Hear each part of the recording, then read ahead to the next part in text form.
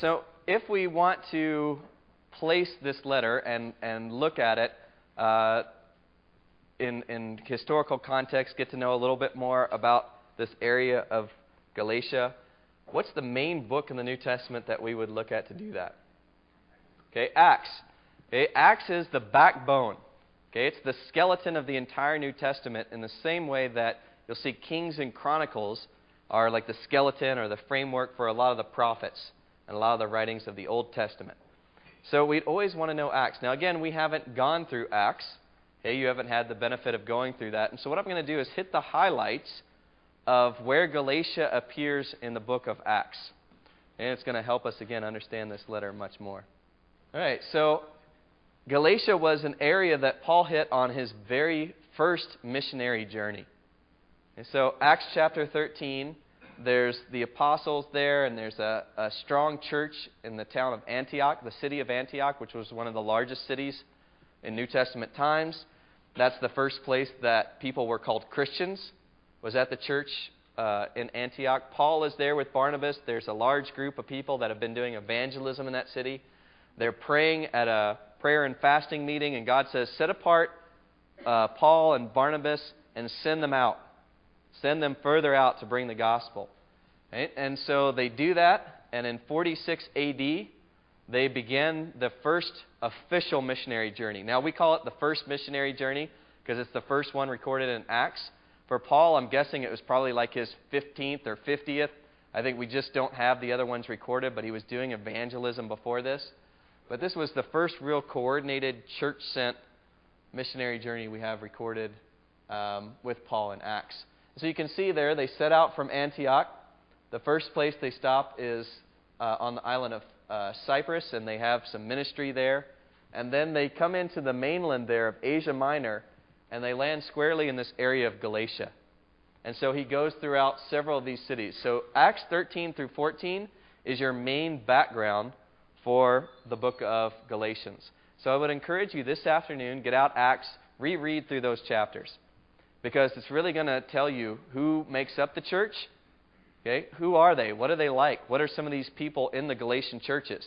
The Galatian church isn't just one church in one city. There is no city of Galatia. That's a whole province. So this is like Ephesians probably was. It's a circular letter. It's meant to go through all the churches of Galatia that Paul and Barnabas founded on their first journey. So reading through Acts is going to tell you what are these, who is in the church and how did they get founded and what are the problems that they faced as they were founded as an early church. So it'll help you with your BRI. It'll also really help you with understanding the background. So Paul goes through a couple of main cities. Antioch, this is a different Antioch than the one that's Paul's home base for his missionary journeys. It's called Antioch of Pisidia. A town called Iconium, and then Lystra is the third major place that Paul goes. So let's just take a look at what happens in those and see how relevant it is to understanding Galatians. Okay, so the first place that Paul went to was Antioch in Pisidia, and that's in Acts chapter 13. A couple of key things happen when Paul rolls into town. The first thing is that there's an initial outreach to the Jews. You'll see in Acts that this is Paul's missionary strategy. Paul's got a strategy, and that's usually when he gets to every new town, he hits the Jews first. Now, the reason he does that isn't because I think he thinks the Jews are better than anyone else. That's not apparent from his writing. It's because they have the foundational knowledge of the Old Testament. And if anybody should accept Jesus as the Messiah in Paul's mind, it should be the Jews. And once they accept Jesus, then they already have the Old Testament to further them along in their walk. Right? So he usually hits the Jews first. And this is what happens in this particular town. And what we find out is that many of the Jews are converted. Paul has great success in his first Galatian town at converting Jews. So think about that. The first believers in this first Galatian church are Jews. And not just any Jews. It uses the word devout. Okay, I just wrote it as strong Jews on my second point there. But Acts actually uses the word devout. Okay, so this isn't just your Saturday synagogue Jew, who it's more an ethnic kind of thing, a cultural thing. This is devout. That means they were following the laws, probably, of not only circumcision, but the food laws and laws of the Sabbath and all of the oral tradition that would have been passed down to them. Many Jews, when they were scattered and moved about the Roman Empire, lost their Jewishness. They really became Jews by heritage or ethnicity, and it really wasn't a religion to them anymore. They just blended in with the culture around them. Syncretism, like we were talking about in Ephesians. To the fact that during the time that these letters were written in the New Testament time, most Jews couldn't speak Hebrew. They didn't know Hebrew and they couldn't speak it. And they had to actually use a Greek translation of the Old Testament. But here we find this strong group of devout Jews are the core of one of the first Galatian churches. Right? Thinking Galatians in your mind. Okay? Of course, something else that would be quite a common pattern in Acts is that he starts winning converts in the Jews in the synagogue, and then there's strong opposition from the Jews. So the Jews that don't convert, that don't believe that Jesus is Messiah, rally up the troops.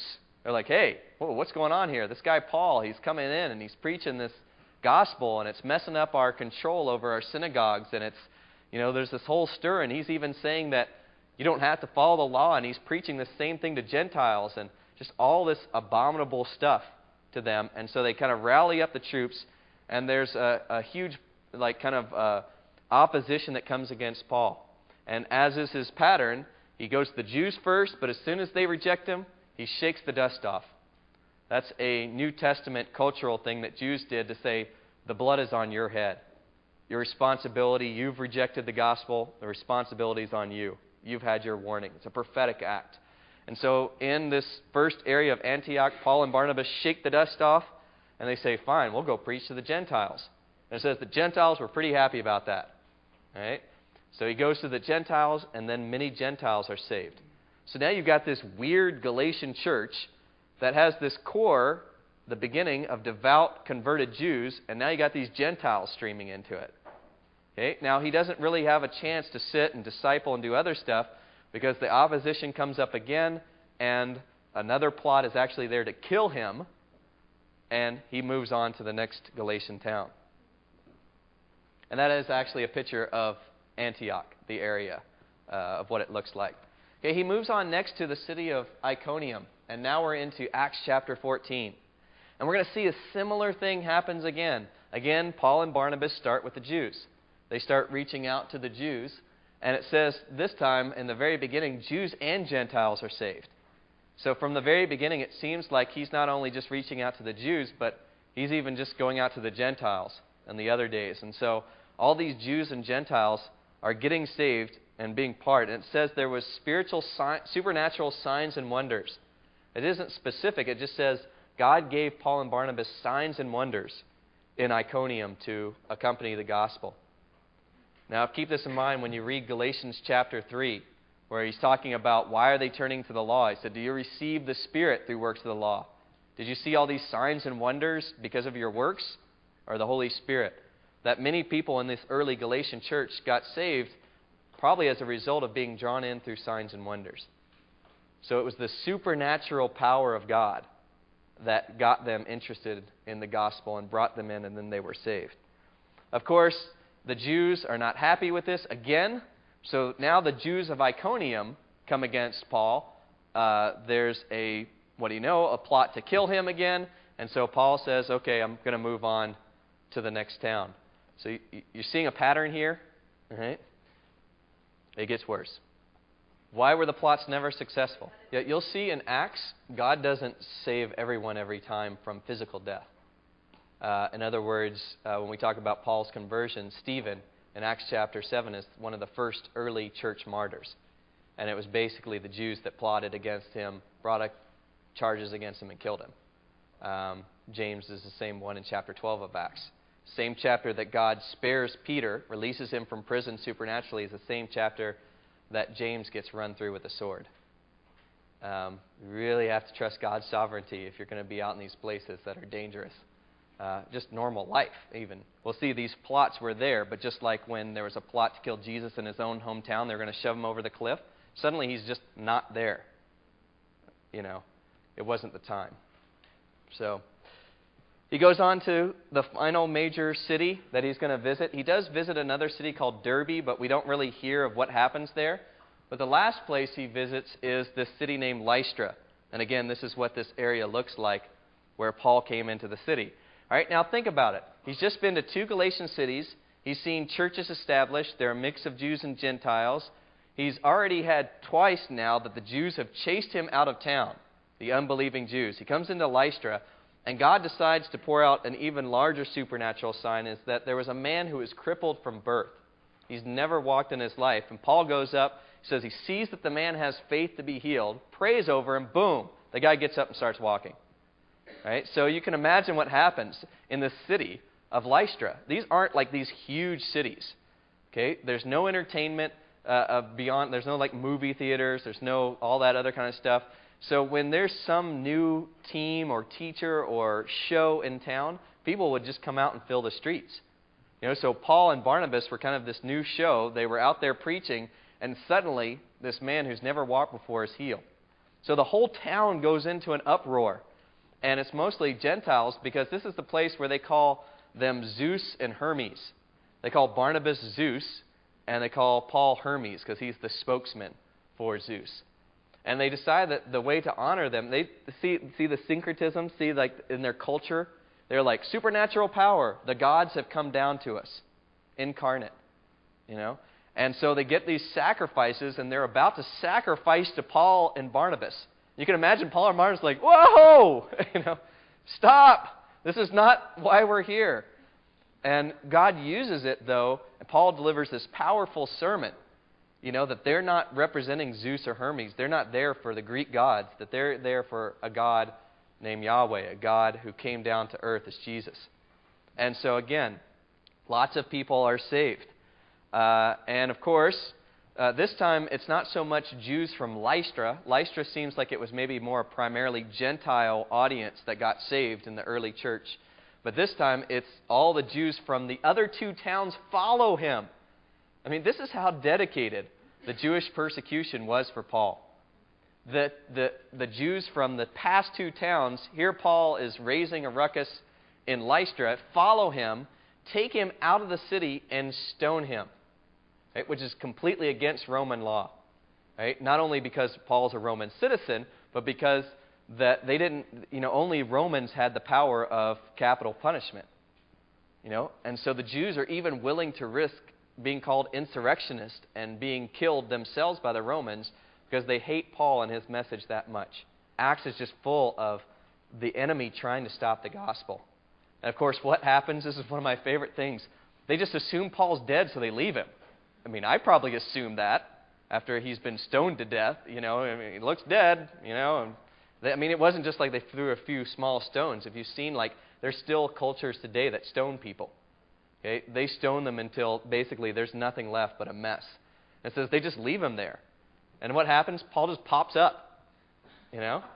I mean, I would have just to see that, he's just like, whoop. Now, I don't know if God healed his whole face and body, or if he had just like a broken nose, teeth missing, bruises all over him, and he just gets up and walks back into town and keeps preaching. Now, if I got stoned, I think I would be like, can I go home now? Maybe I'll move on to another place. Paul gets stoned, he gets back up, goes back into the same exact town. That's the unstoppable gospel right there. I mean, that's some dedication that we see of Paul. Okay, so think of all that now, and you think about what's happening in the Galatian church. That's the background. They got saved through a lot of supernatural signs and wonders. The church is this mix of devout Jewish converts and Gentiles. I mean, real Gentiles that thought they were Zeus and Hermes. I mean, so you've got this polar mix in this early thing, and you've got a very strong presence of Jewish opposition that is assaulting the Galatian church from the day it was born. Okay? Now, basically take that in, incorporate that, I think, into your historical method in your BRI, and then think about this as you're reading through what happened with the church. All right, so that's our background. That's our kind of setting for when the church was founded. And you can imagine then, you're starting to think through, okay, what's the main problem in the Galatian church again? So what's the main reason Paul writes the letter? Okay, because we got the false teachers that are teaching what? Okay, circumcision, and not just circumcision, but the law. You must follow the law to be saved. It's Jesus plus the law equals salvation. Okay, so again, it's not just circumcision. Circumcision would just become kind of the main topic to cover that whole issue.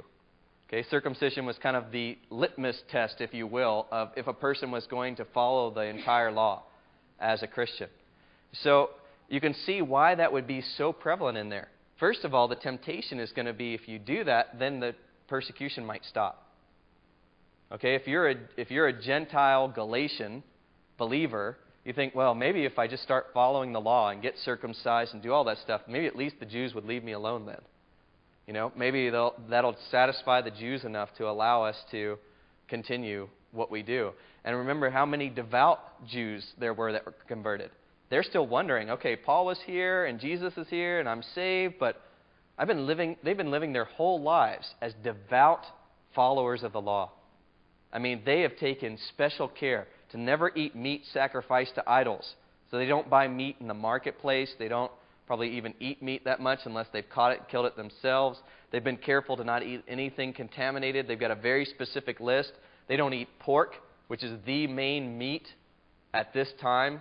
In Roman times, pork was the main meat, and they don't eat it. You know, they refuse that. I mean, they have taken care to never work on the Sabbath. I mean, the Jews in the oral tradition had like 38, 39 different classifications of what qualified as work on the Sabbath, to the point where you couldn't even put in like false teeth or a false leg on the Sabbath because that was considered work. Right? So they have lived their entire lives that way, and suddenly now Paul is saying you're free. You're saved by grace. You know, you got the Jews and the Gentiles, both of them, due to this background, it's just a very difficult spot they're in. And so it's not just about circumcision. It really is about how are we saved and how are we supposed to live now as believers.